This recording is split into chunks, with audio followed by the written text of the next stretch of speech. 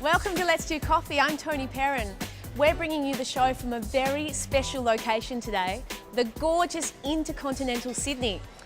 And why are we here? Well, apart from being the hotel of choice for presidents to prime ministers, every afternoon right here in the gorgeous Courteil, you can enjoy a brand new Australian twist on the old high tea. It's high coffee. But before we blow your minds with all the coffee-themed goodness, here's a look at what else is on today's menu. Well, I'm going to show you how to reap the beauty benefits of caffeine and make your own.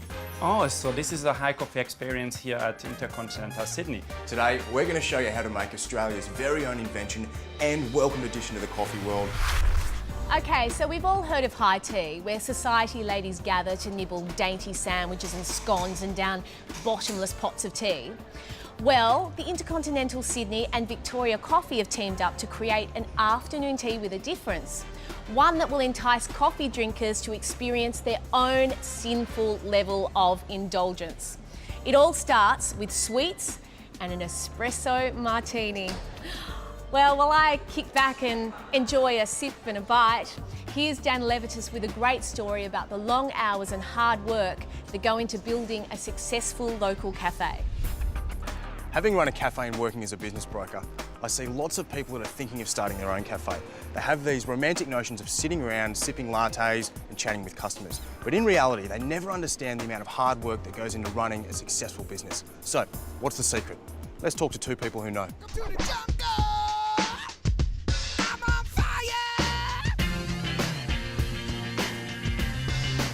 Sisters Jacqueline and Danielle purchased the Sideways Deli Cafe in 2007. Both girls have commerce degrees and worked in the corporate world, and Sideways Cafe in Dulwich Hill is their first cafe adventure. Sideways is in a unique location, so what attracted you to it? When we were looking for a business, there were a few key points that we were looking for. One of them was aspect. Sideways is north facing, so we get a lot of beautiful sun, especially in the winter. It's really nice and cosy inside. It's not on a main road, so how did you attract customers initially? Sideways is one of the first cafes that popped up in a residential area, which a lot of people thought was quite risky. But we saw that as an opportunity because there's a lot of families around here with mums staying at home. There's a lot of parking, which is really important for a cafe because if you can't get a spot, you just keep going to the next cafe. Also, it was at the time an up-and-coming suburb. So it had great potential. We could see a lot of young families around the area and we wanted to create a local hangout where everyone felt comfortable. We got a lot of business from a write-up in the Sydney Morning Herald featuring our steak sandwich. I think you really get onto the radar once you've had one review. So what did you know about the business before you bought it? Being our first cafe, it was really important to maintain the current customer base, already busy. So we had to gain the trust of that current customer base by not making too many changes, and we could see a potential for enhancing the service, and we looked to tap into new markets. And tell me about the changes that you've made. So our menu keeps changing. We put specials on the board, but we're still mindful that we keep our regulars happy by keeping the good old favourites like the corn fritters and the green egg. Yeah. I understand you make all the cakes on site. Tell us about that comes from Mum and Dad. Yeah. So Mum and Dad had a very successful cafe in Centrepoint. They made a lot of these traditional homemade cakes. And they held on to those recipes and we've replicated them, and we've even had to hire a pastry chef just to keep up with the demand for cakes. That's some great advice, thank you girls. If you are thinking of starting your own cafe, ask yourself, do you have the same passion and commitment as Jacqueline and Danielle? Yes, well done, Jacqueline and Danielle. And we'll be back with more inspiring stories, great food and great coffee right after this. Have my coffee, ristretto, 15 mils, as dark as you can possibly make it.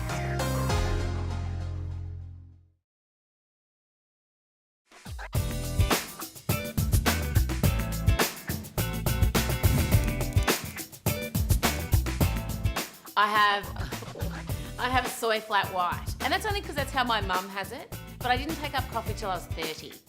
So I've only been drinking it for a year now, 5 years, 6 years. I'd love to have a coffee with Prince, although I don't know that we'd actually speak. I feel like we would just communicate via our third eyes.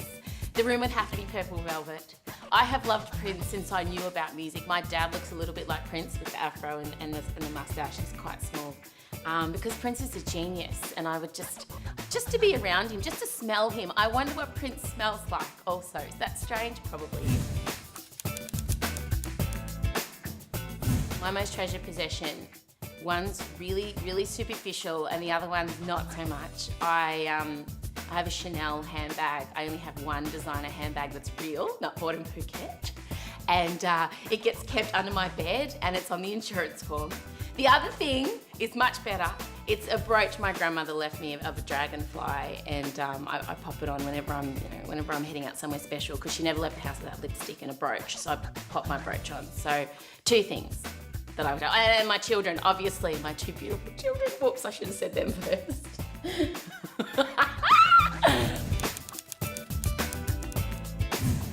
I lie all the time.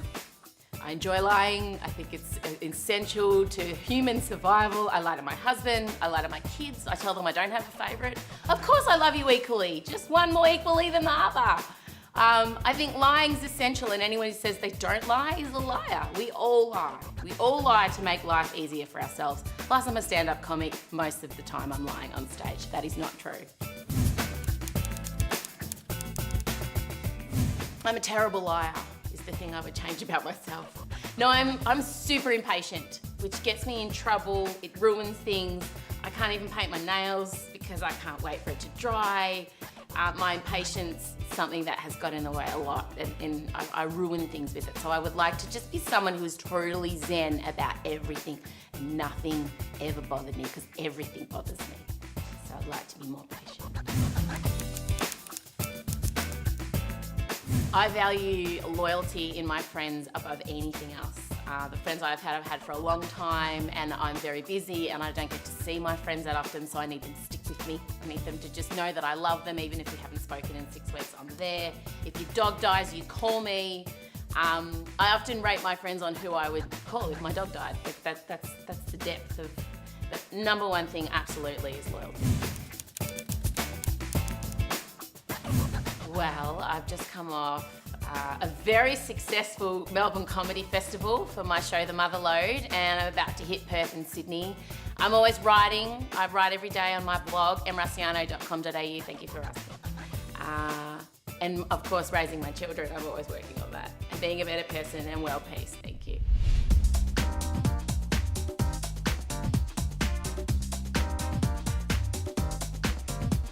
Welcome back to Let's Do Coffee from the gorgeous Intercontinental Sydney.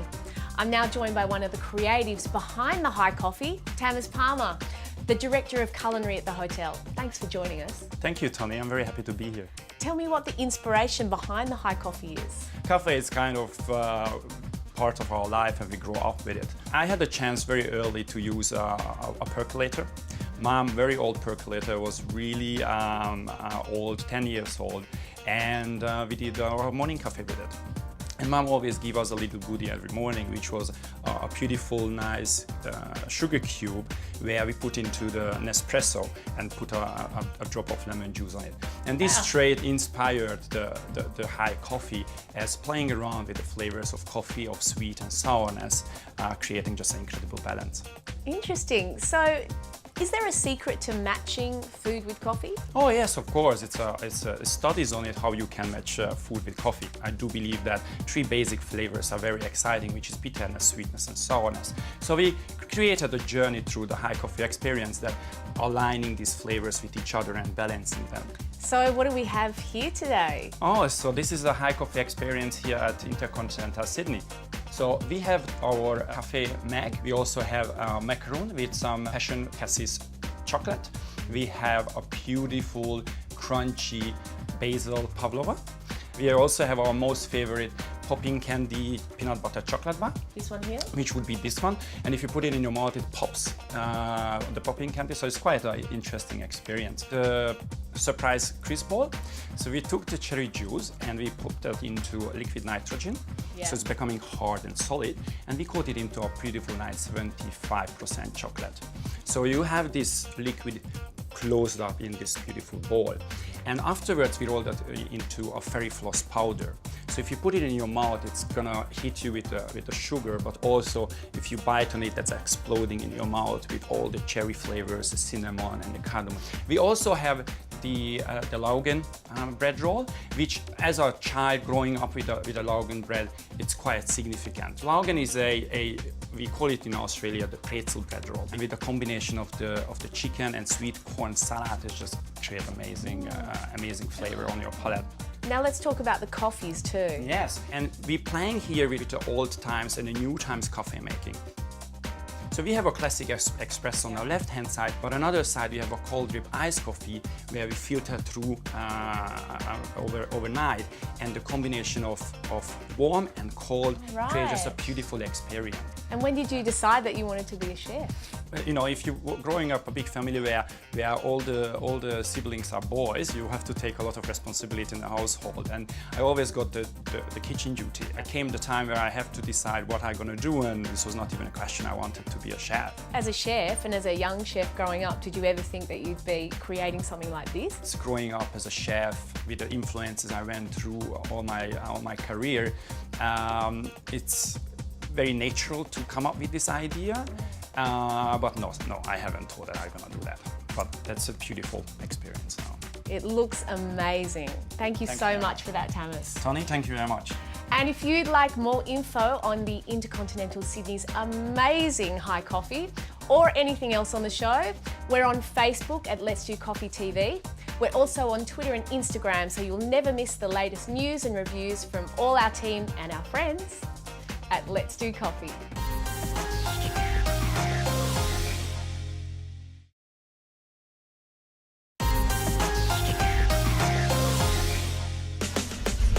Today, we're going to show you how to make Australia's very own invention and welcomed addition to the coffee world, the flat white.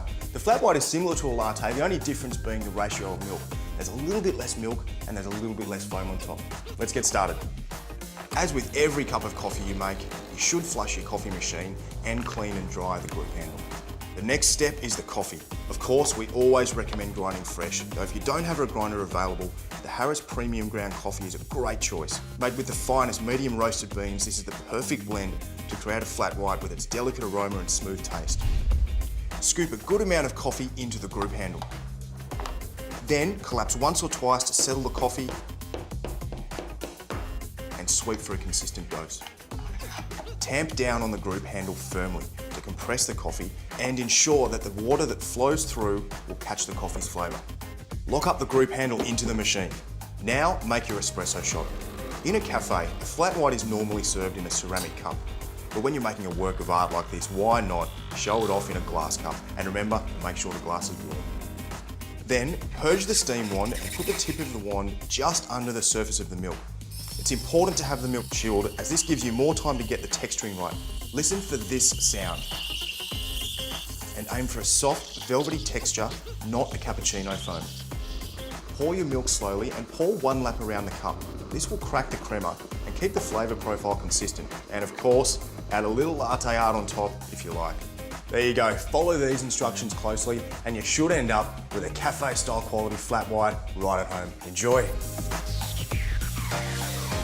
Welcome back to Let's Do Coffee. Well, I've taken a break from the amazing high coffee to take in the breathtaking views for the high flyers at the Club Intercontinental on the hotel's 31st floor. And now it's time for you to check out our cafe spotlight. Here we go. In Melbourne, just a few doors up from the South Melbourne markets, you'll find the historic Cottle on Coventry Cafe. My name is Richard from Cottle Coffee in South Melbourne. Family business, it's been running on this premises since 1972. And it's a conglomeration of 4 generations experience on the Cottle side, which goes from my grandfather, father, great-grandfather down to myself. Coffee has been roasted and served on this site for over 100 years. So if you want an authentic artisan coffee, this is definitely the place to get it. Our Madonna roaster was installed here around 1975. That's been doing approximately 1.5 tons of coffee per week. Our roasting schedule on the Medano is approximately every 2 days to maintain freshness, but we do roast to order, and also on the smaller one, we're roasting almost every day. And you can't get your coffee any fresher than that. Coddle Coffee has been honed to perfection through the decades. As far as the blends go, a lot of ours were actually developed around the 70s and 80s. From there, we still maintain those roasts, have slightly tweaked them over the years, but the single origins that are coming through, your Guatemalans, the Ethiopians, have some beautiful characteristics. And Coddle Coffee sources their beans from all over the world. And Coddle Coffee's top seller? Our Espresso Supreme is by far our biggest seller. That actually has my favourite bean in it, the Marigajit, which is a very large, rich, lingering finish bean. And that, with our espresso, gives a beautiful latte, just carries through and cuts through the milk, as well as a really smooth, low acidity on the espressos. Lucky Melbourne residents have been buying their coffee here forever. We've had customers that have been coming here for well over 30 years. And the good news is that now customers from all over Australia can purchase Coddle Coffee online. Check out coddlecoffee.com.au to have this freshly roasted artisan coffee delivered to your door. We'll be back with more Let's Do Coffee right after this.